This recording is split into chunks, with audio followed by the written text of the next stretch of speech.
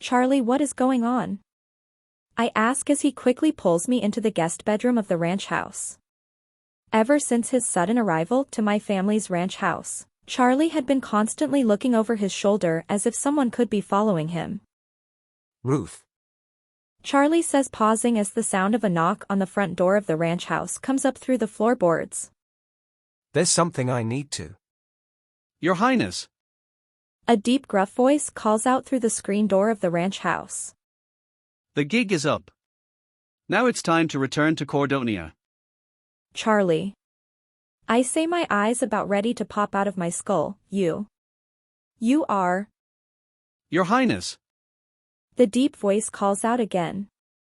Charlie looked at me for a moment, then at the door, and then back at me before sighing and saying, I am the Crown Prince of Cordonia, and nothing would make me happier or give me more joy than if you'd agree to become my wife.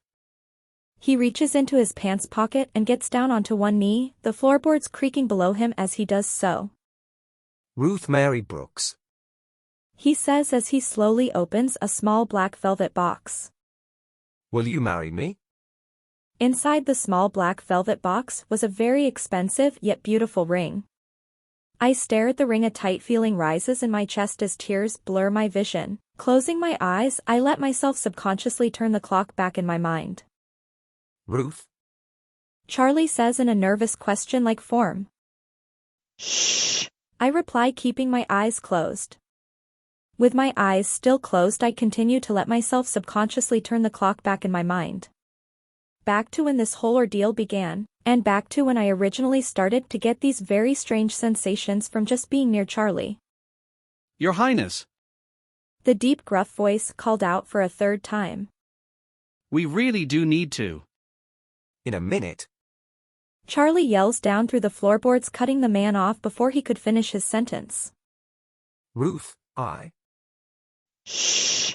I say once more with my eyes still closed, just give me a minute or two, okay? Honestly, Ruth, Your Highness, we. In a minute, damn it. Charlie shouts, trying his best to buy more time. In that moment, after nearly a whole year of getting those strange sensations from just being around Charlie, I was finally beginning to understand why I would get those strange feelings, and I also knew what my answer to Charlie's proposal was going to be. To be continued.